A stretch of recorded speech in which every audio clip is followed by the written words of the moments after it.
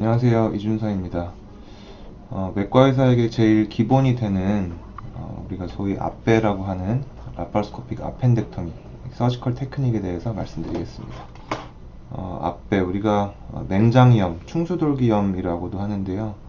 맹장염의 주로 주된 기전은 이렇게 변 덩어리가 피칼리스라고 하는데, 피칼리스가 이렇게 좁은 이 아펜디시 오리피스를 막아서 이 디스탈 원위부 부위가 이렇게 염증이 진행하는 것이 주된 병태 생리입니다. 사실 우리가 맹장 수술이라고 잘못 표현을 하지만, 맹장은 이 끝에 C콤을 우리가 한글로 맹장이라고 하고요. 캘리버가 작아지는 이 막혀있는 이런 튜블러 스트럭처를 우리가 아펜딕스, 우리말로 충수돌기라고 합니다. 그래서 올바른 표현은 복강경 충수돌기 절제술이 되겠습니다. 외과에서 가장 흔하게 하는 수술이었는데, 이제는 담낭절제술이 1위가 돼서 2위로 지금 우리가 가장 흔하게 하는 수술이 되겠습니다. 주된 증상은 배꼽 주변이 아프다가 라이트 로어 쿼드런트, 우하복부로 옮겨가는 양상입니다. 꼭 뭐 배꼽 주위가 안 아팠으니까 맹장이 아니다 이렇게 말할 수는 없고요.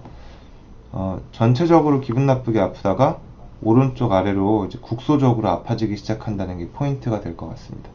흔하게 오해하시는 것 중에 하나가 대굴대굴 굴를 정도로 아파야 되는 거 아니냐, 나는 그렇지 않으니까 맹장은 아닌 것 같다, 이런 말씀들을 많이 하세요. 그런데 오히려 심하게 아프면 유레터럴 스톤이라든지 이런 경우가 더 많고요.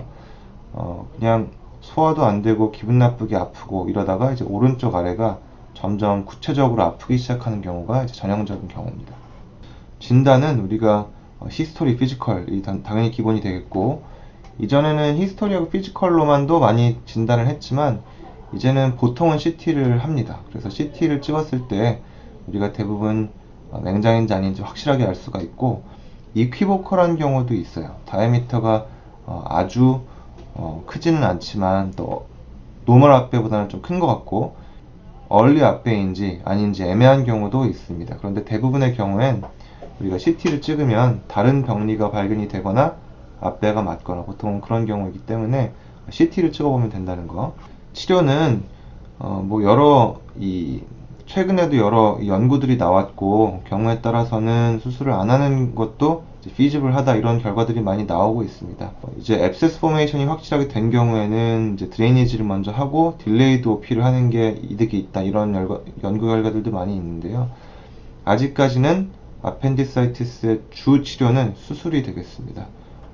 그래서 트로카 플레이스먼트를 보면 이렇게 됩니다. 사실 이 이니셜 트로카를 넣는 것, 그러니까 우리 카메라 트로카를 먼저 넣게 되거든요. 그런데 이 기술이 상당히 외과 의사에게는 중요한 기술입니다. 이게 첫 트로카를 넣으면서 바울 인저리를 준다든지 베슬 인저리를 줄 수가 있거든요. 또 이게 기술적으로 잘 안 될 때는 전체적인 수술이 굉장히 길어질 수 있고 힘들어질 수가 있고, 아펜덱토미처럼 기본적인 수술도 이 배꼽 운두에 인펙션이 생기면 치료가 상당히 길어질 수가 있어서 환자분에게도 이런 임상적인 유의성이 중요합니다. 이 배꼽 이니셜을 넣는 것이.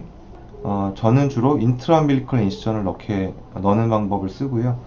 이 중요한 프로시저이기 때문에 나중에 이 별개의 영상을 올릴 계획입니다. 우선 이니셜 트로카를 여기에 넣고 여기로 카메라를 넣어서 직접 보면서 두 번째, 세 번째 트로카를 넣게 됩니다. 위치는 우리가 딱딱하게 만져지는 심피시스 퓨비스 투핑거 위에 넣으면 됩니다. 그런데 드물게 심피시스 퓨비스 투핑거 위에 넣었는데도 블래더 인저리가 있을 수 있어요. 드물게. 그렇기 때문에 안전하게 따지자면 이 ASIS, 전상 장골국, 이 레벨 이상으로 넣으면 블래더 인저리는 100% 예방할 수 있습니다. 그리고 중간에 이 두 트로카의 중간에 5mm 트로카를 한 개 더 넣게 됩니다. 트로카 넣는 방법은 여러 가지가 있을 수 있지만 저는 이렇게 하는 방법을 선호하고요. 전공의 선생님들께서는 당연히 이 메서드를, 트로카를 다르게 뚫더라도 싱글 인시전보다는 멀티포트 아펜덱토미를 우선적으로 배우는 게 맞습니다. 나중에 싱글 인시전을 배우더라도 오퍼레이터는 왼쪽에 서게 되고 스코피스트는 오퍼레이터보다 머리 쪽에 서게 됩니다. 아펜딕스 아나토미가 중요한데, 수술을 들어가 보면 이렇게 아펜딕스에 이렇게 메조 아펜딕스가 이렇게 팻층으로 이렇게 연결되어 있습니다. 이 메조 아펜딕스는 우리말로 충수간막이라고 하고요. 이 충수간막 안에 아펜디시얼 아터리, 충수동맥이 숨어 있습니다. 우리가 외과 수술의 아주 중요한 큰 부분은 팻이나 이런 이 커넥티브 티슈 안에 숨어있는 혈관이라든지 중요한 구조를 찾아서 잘라내는 이런 과정이거든요. 아펜덱토미를 할 때도 메조 아펜딕스 안에 숨어있는 아펜디시얼 아터리를 잘 처리하는 게 이 수술의 성패를 좌지우지합니다. 이 메조 아펜딕스 안의 동맥 위치를 보면 이렇게 바깥쪽에 주로 위치하게 됩니다. 아터리라는 것은 모든 동맥이 그렇지만 기시부에서 제일 크고 이 원위부로 갈수록 작아지고요. 이 메인에서 제일 크고 브랜칭할수록 작아집니다. 그렇기 때문에 우리가 아펜디시얼 아터리를 처리하는 방법도 팁에서부터 이렇게 앞배를 따라가면 클리핑 필요 없이 처리할 수가 있고 작기 때문에, 또 한 가지 방법은 이 중간에서 들어간다면 여기서 아펜디시얼 아터리를 찾아서 처리하고 들어가는 방법이 있겠습니다. 아펜덱토미를 할 때 두 가지가 기술적으로 중요한데, 첫 번째는 방금 말씀드린 이 동맥 처리하는 법, 두 번째는 이 아펜딕스의 기시부를 잘 찾는 것입니다. 결차를 너무 아래쪽에서 너무 원위부에서 하면 렘넌트 아펜디사이티스가 생길 수가 있고요.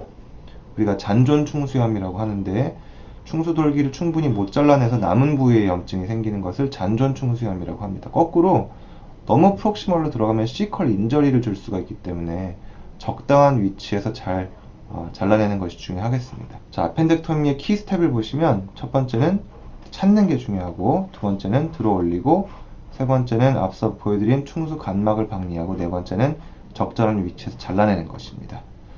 그래서 이게 아펜딕스죠. 사실 이렇게 심플 앞배인 경우에는 찾기가 쉬운데 유착이 심하다든지 터졌다든지 그러면 찾는 게 어려울 수 있어요. 그래서 첫 번째 단계 찾는 게 중요하다고 말씀을 드리고, 두 번째는 이 충수간막을 박리할 수 있게 적절한 각도로 들어 올리는 게 중요하고요. 세 번째는 이 왼손으로 잘 들어 올린 상태에서 방향성을 생각을 해서 적절하게 출혈 없이 박리하는 게 중요하고, 마지막 네 번째는 앞서 보여드린 대로 아펜딕스 기시부를 잘 찾고 한 5mm에서 한 10mm 정도 사이만 남긴 상태로 잘 잘라내는 게 중요합니다. 모든 수술을 할 때는 이 수술을 하면서 이 문제만은 꼭 피해야겠다, 이렇게 유념하는 것들이 꼭 필요한데, 아펜덱토미도 세 가지가 있습니다. 이 세 가지를 피해야겠다, 이 생각으로 수술을 해야 됩니다. 첫 번째는 서멀 인저리. 우리가 에너지를 쓸 수도 있고 일렉트로 코터리를 쓸 수도 있는데, 그런 것들을 사용함에 있어서 시쿰을 지지는 이런 더멀 인저리를 피해야겠다, 이 생각을 해야 됩니다. 더멀 인저리를 줬을 때는 그 자리에서 리페어를 하는 게 중요하고요. 그렇지 않았을 때는 나중에 지연성 천공이 있을 수 있습니다. 두 번째는 아펜디콜리스를 잃어버리는 것을 하지 말아야겠다. 왜냐하면 잃어버렸을 경우에는 나중에 앱세스 포메이션이 될 수 있기 때문에, 아펜디콜리스를 안 볼 수 있으면 제일 좋지만 만약에 떨어진다면 무조건 찾아야겠습니다. 세 번째는 이 아펜딕스를 적절하게 잘라야겠다. 왜냐하면 앞서 말씀드린 것처럼 너무 많이 남기는 경우에는 잔존 충수염이 있을 수 있기 때문에 이런 리스크를 머릿속에 가지고 수술을 해야겠습니다. 아펜덱토미의 서지컬 테크닉에 대해서 말씀드렸고요. 실제 증례 영상을 보면서 자세한 또 설명을 해드리겠습니다. 감사합니다.